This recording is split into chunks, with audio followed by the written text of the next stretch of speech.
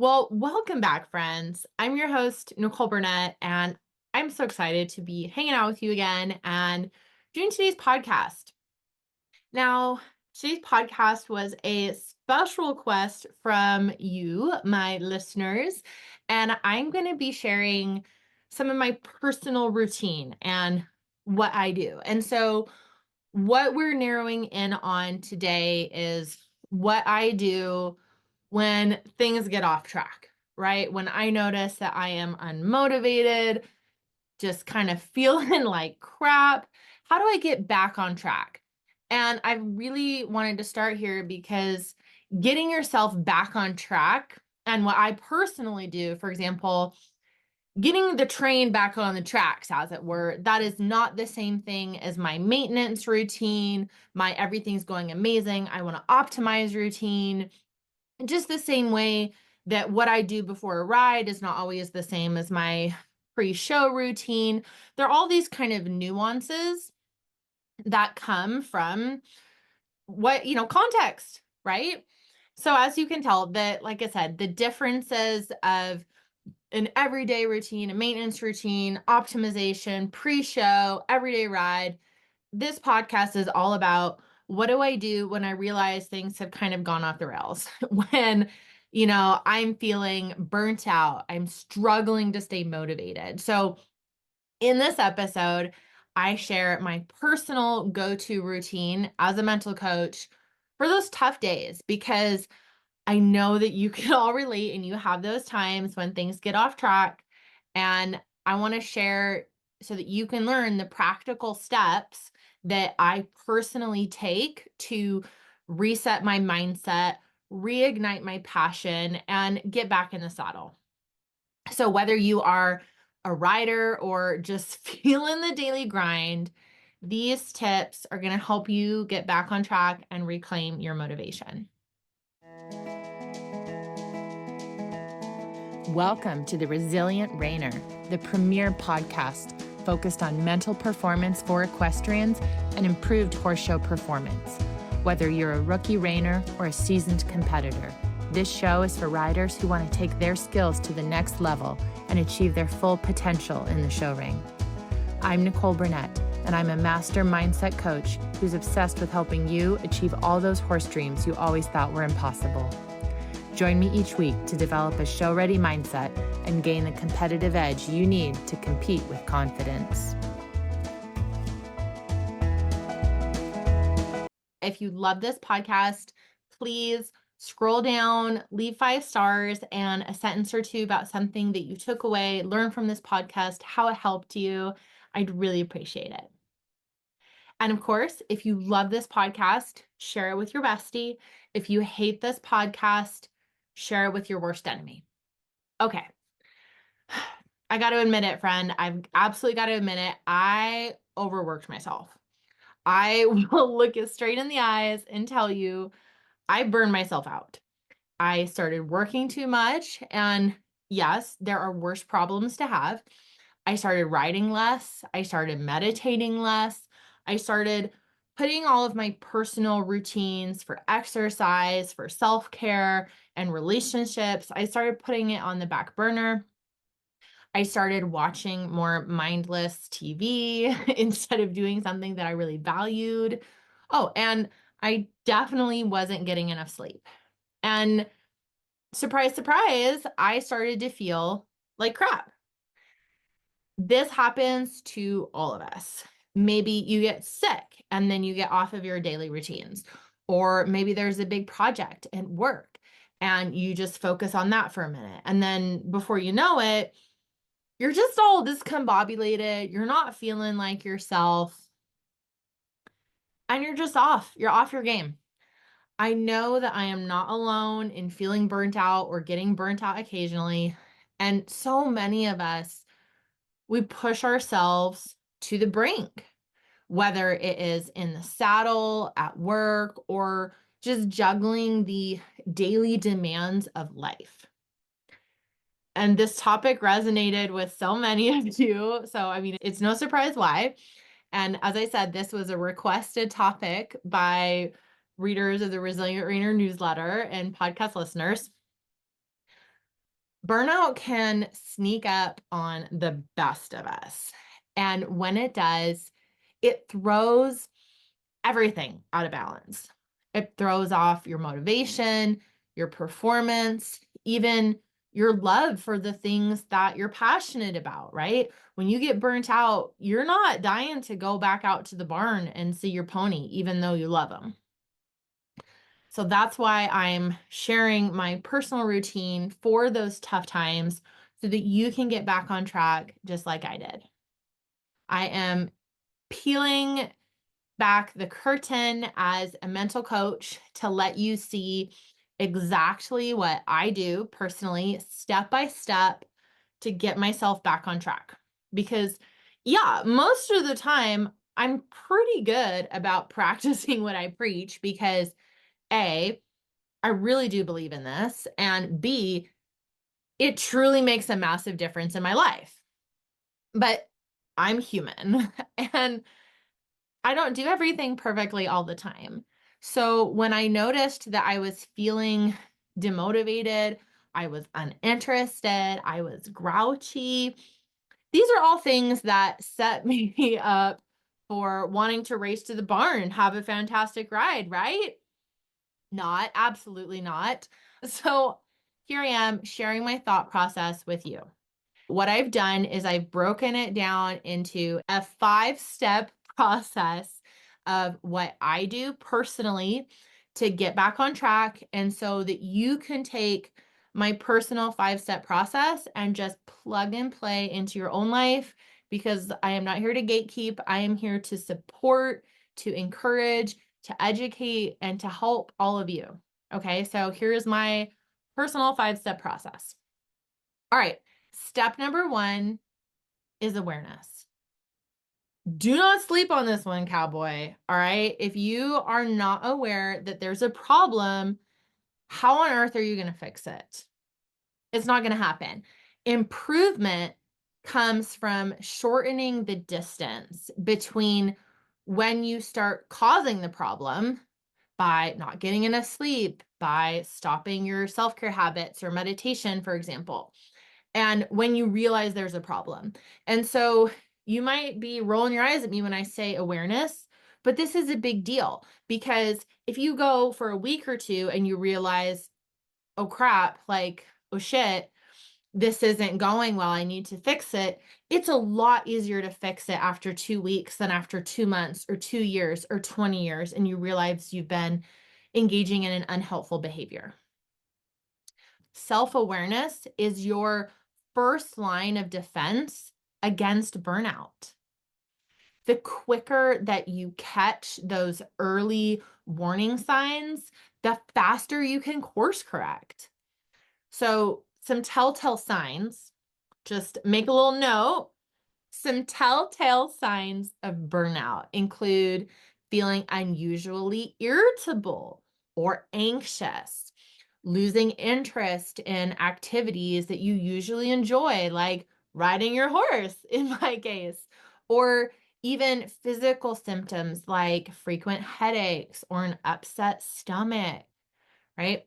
So, to help you gauge where you're at, you can ask yourself, am I feeling more tired than usual, even after a full night's sleep? Do I find myself dreading activities that I normally look forward to? I know that I found myself avoiding writing, which is very out of character, in favor of becoming a total sack of mush on the couch. I also was tired, and I know that there was a sleep deficit going on, but that was a real thing. Ask yourself, have I been snapping at people or feeling more frustrated over small things? Right? Is your fuse getting a little shorter? Ask, am I feeling disconnected from my friends, my family, my community? I was guilty of these, so there's no judgment for me.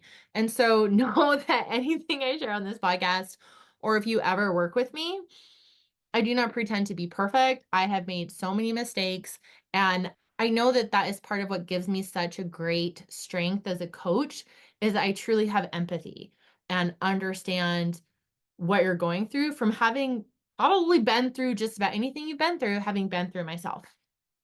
And so, no judgment for me if you notice that you're like, I'm acting like a total jerk to my loved ones. These questions can help you to pinpoint whether you're headed towards burnout. Maybe you're already there. Remember, the goal is to shorten the time, compress that time frame between when you start causing the problem and when you realize that there is one. The sooner you recognize that something's off, the sooner you can take action to fix it. Okay, step one, awareness. Now, for step two, just an audit. Now, conducting an audit, it might sound formal, it might sound like a big fancy word, but this is really simple. It's just about taking a step back to see the big picture and just figure out what's gone awry. Once you've acknowledged that something is off, it's time to take stock, right? So I like to call this an audit because it's a nice, concise, simple word. But it's just a way of identifying what's working, what isn't working, and how I've been contributing to my own burnout because I'm all about self responsibility here, self accountability. For me, I realized that I hated everybody. I hated everything. And I had no motivation to do the things that I loved, like ride my horse. I had no energy. That was a really big one for me. I had no energy and I was having trouble deciding if I was hungry or if I was just trying to keep myself going by using food to give me a little burst of energy. So, what I did is I went down my list of self care and good for me habits. And I realized that, oops, I had stopped journaling. I'd stopped meditating. I'd stopped exercising. I wasn't sleeping enough. And I wasn't doing my girly primping routine with a little hair and makeup, a cute outfit that I have personally quite enjoy. So when I say that back out loud, it's a little embarrassing, but I mean, was I doing anything to care for myself? Like, I was throwing myself into work. And it really was as simple as I was so excited to be doing all of the work that I was doing. I love all this stuff. I love working with you in the community. I love helping people. I love doing this. And so I was so excited to be doing all of the work that I was doing that I stopped filling my own cup. And then I started to pay the price.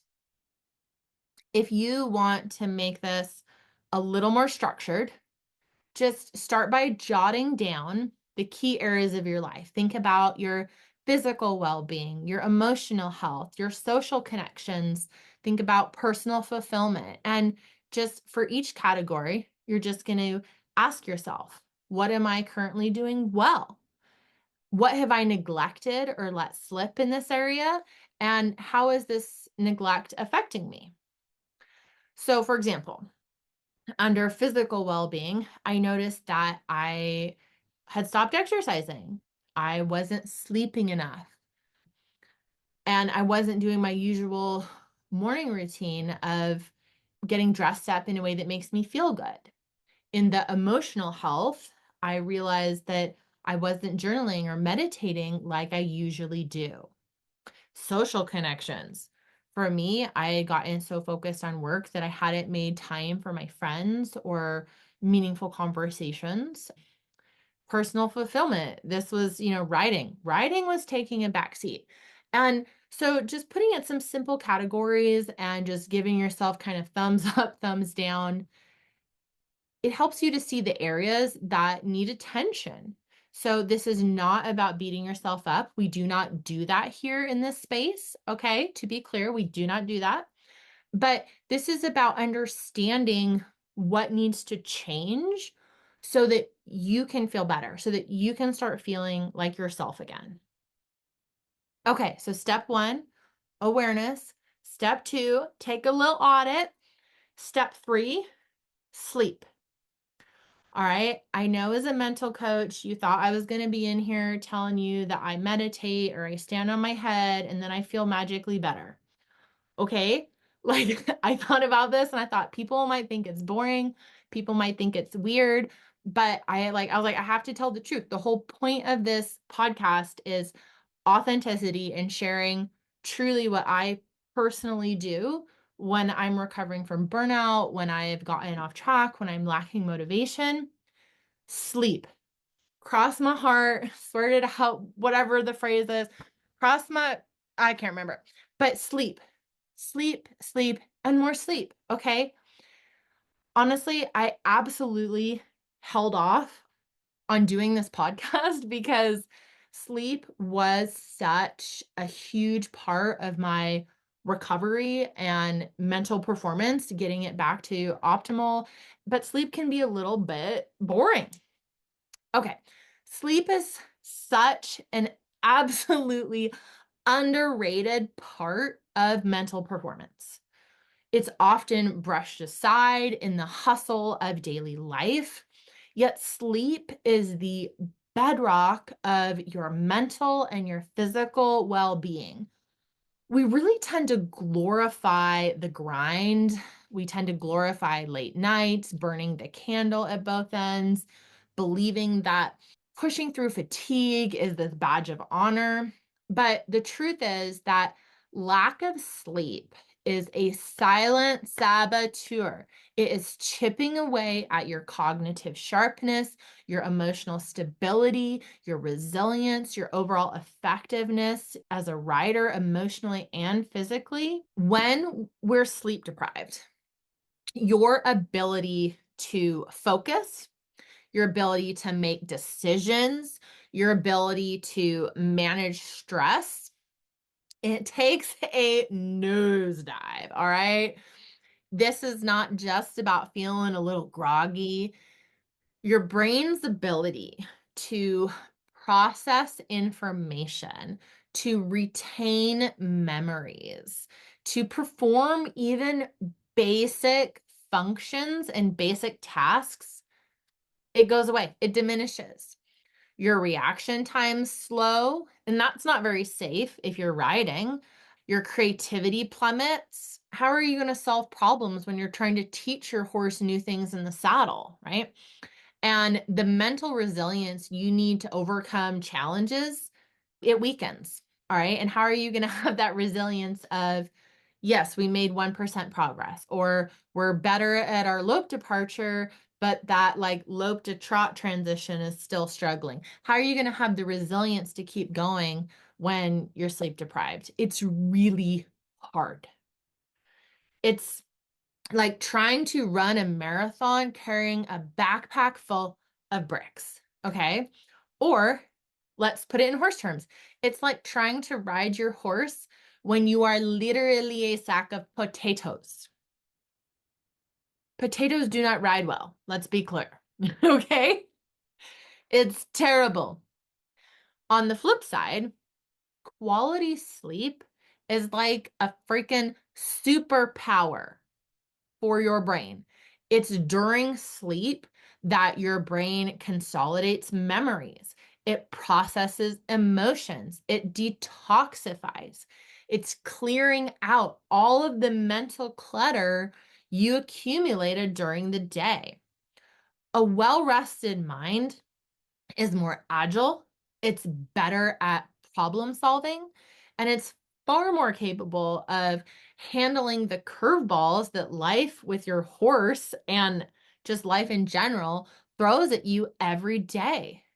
And we all know horses should be on a freaking baseball team with they just throw you curveball after curveball after curveball. So, if you are serious about leveling up your mental performance, if you want to become more resilient, mentally tougher, if you want these things, prioritize sleep. It is not just downtime, it is essential, productive time that fuels your mental and emotional energies. Think of it as the foundation upon which all your mental training, all of your mental preparation rests. Get your sleep right, and everything else, your focus, your resilience, your creativity, all of it will follow. So let's talk time frames. For me, it took about 2 weeks before I felt like there was hope in my life again. I'm not being over dramatic. I can be very dramatic. I'm not being dramatic right now. It was about 2 weeks before I was interested in writing and before I was interested in just about anything. And it was honestly about a solid 2 months before I had that moment of, "Oh, life is good." All right, when I woke up in the morning. And I say this to like this is my honest experience of my time frames. And it's such a night and day difference. When I am well rested, I hop out of bed like a freaking Disney princess. I am obnoxiously optimistic. Nothing can stop me. But when I start running a sleep deficit and I'm tired, well, everybody and everything is just awful and terrible, and the world sucks. And so does my horse, and so do I. And just, I kind of start, you're like, what's the point? I have a bad attitude. The only difference is my mind and my sleep. Okay. It matters. If you take away anything from this podcast, let it be the importance of sleep to change your life and honestly make you a better writer. Because you get enough sleep, you're going to feel resilient, you're going to feel capable, you're going to be willing to try again and do all the things that you need to do. So, sleep. Have I preached it enough? I'm not sure I'm really ready to get off my soapbox. Okay, so step number 1, awareness. Step number 2, an audit. Step number 3, sleep. All right. Now, step number 4, because again, this is personally what I do. So, meditation is a cornerstone of my personal mental performance routine. Being able to be 100% in the present moment is so key to peak performance in the saddle. And meditation is the best tool to train your brain to just drop in to that state on demand. Consistent meditation, it has made me more resilient, more focused, and just better able to handle the ups and downs of life and writing. For me, it's just a mental reset button that I can press anytime I need to get back on track. Meditation truly is a game changer for mental performance. I recommend all writers start a practice. When I meditate, I am training my brain to stay in the present moment. It's a skill that is invaluable in the saddle. If I'm out of the habit or when I'm coaching a client new to the practice, here's how I approach it. Start small. If you are new to meditation, start with just 1 minute a day, right? Just 1 minute, literally 1 minute. I want to make it so small, so approachable. You cannot help but be successful. Okay. Find a quiet spot, sit comfortably, and just focus on your breath. When your mind wanders, and it will, just gently bring your focus back to your breathing. And if you find it hard to meditate on your own, try some guided meditations. It just takes the pressure off of having to sit in silence with no thoughts. Okay. So I love to bring in meditation. Sometimes I will also do active meditation, different breathing techniques, different meditation techniques. There's a lot that falls under the umbrella of meditation. So there's a lot, but I gave you just a little sliver of how you can get started there. And then the fifth step in my reset routine of getting back on track, and what you would do as well, is to habit stack. So once I have my sleep in order and I've reestablished my meditation practice, I start adding in other things that make me feel good. All right. These are things like journaling, exercise, visualization, affirmations, gratitude. But I don't try to do it all at once because there's so many supportive practices. And so my personal routine is very much get the foundation right, get it right, and then we start habit stacking. But don't try and do it all at once because that is when you're going to crash and burn and you're going to fail. So I like to think of it as building momentum. So first I focus on sleep, then meditation. Literally, if I have gotten really off track, when I become aware of it, and because usually there'll be some measure of I'm beating myself up for not doing what I need to do. And then I go, wait a minute, no, no, no. My number one priority, the only thing I'm doing right now is getting my sleep back on track. And then I'll add in the meditation. Okay, I'm going to sleep and I'm going to meditate for 1 minute today. And we're building momentum. We're getting a snowball rolling down the hill going. Once those are solid, where I've got sleep and meditation, and those are solid, I'll add in the next habit. Usually that'll be gratitude because I'm all about the love. Okay. Gratitude and love shift everything. It shifts me out of being a victim because you're not going to be able to take any productive action when you're a victim, right? Nobody wants to be a victim. It's not productive. It doesn't help you. It doesn't move you towards your goals. We're not about being victims. So, gratitude helps me shift out of being a victim and into being a capable, loving person. Then I like to add in journaling because it really helps me clear my mind, set intentions for the day, sort through all my thoughts. If I'm working through another limiting belief, it's a great way for me to just journal things out. And I also introduce regular exercise. Regular exercise is great for boosting your mood, boosting your energy. And of course, I'm a huge fan and personally practice visualization and affirmations because your beliefs as well are just things that you've repeatedly said to each other. So affirmations are so powerful. I love to play those in the morning when I'm getting ready for a day, when I'm brushing my teeth, doing my hair. I will play affirmations and gratitude tracks. And that really helps me to create a positive mindset and maintain it by stacking these habits gradually, though. So I don't wake up one morning and do all of these things. Like when I'm really rocking and rolling, like I do a lot of things. Okay. It just becomes a part of my life. But I know that when I've kind of gotten off track for a while, I stack things gradually.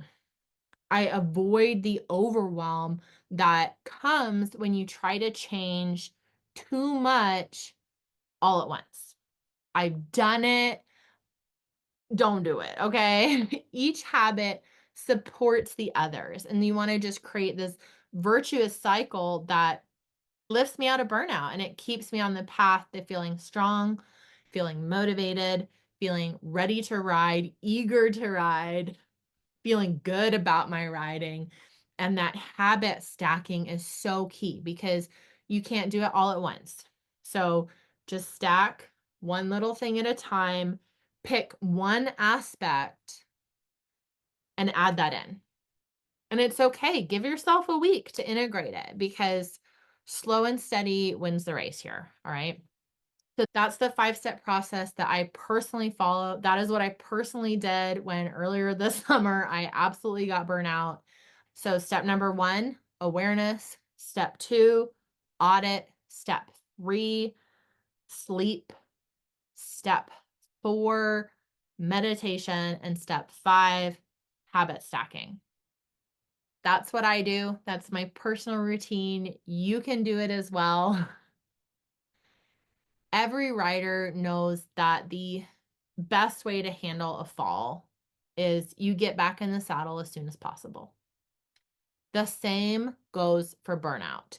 These steps on this process is designed to help you do just that. Regain your strength, your focus, and your joy. Don't wait for the perfect moment to start. Take action now and give yourself the gift of recovery here. Your passion, your motivation, and your joy and fun with your horse is waiting for you just around the corner. If there's one thing I want you to take away from today's podcast, well, the first thing is sleep, but the second thing would just be that burnout doesn't have to be a permanent state. If you start losing motivation, that's okay. You're never stuck there. With awareness, a little self audit, and a commitment to the basics like sleep and meditation, you can turn things around. It's okay to stumble. What matters is how you get back up. So I challenge you to choose one step from the podcast to focus on this week. Maybe it's getting an extra hour of sleep. Maybe you try out a guided meditation or you do a quick audit of your routines. Whatever it is, start today and watch how it makes a difference in your energy, in your mindset, and your motivation to get in the saddle. Thank you so much for being here with me today. I'm so grateful for you for spending this time with me today. I know that you've gotten something out of me sharing my personal reset routine as a mental coach and how I get back on track when I'm losing motivation and my mindset is flagging. I'm so grateful you're here. Thank you so much for being here. If you love this and you're ready for more, I do have openings currently for 2 one-on-one clients. You can send me an email, nicole@resilientrainer.com, and I will get you an application. And I would love to work with you. And if you are ready to develop your own unshakable confidence as a rider, I have a free masterclass all about that. Link for that's in the show notes. All right. Until next time, friends.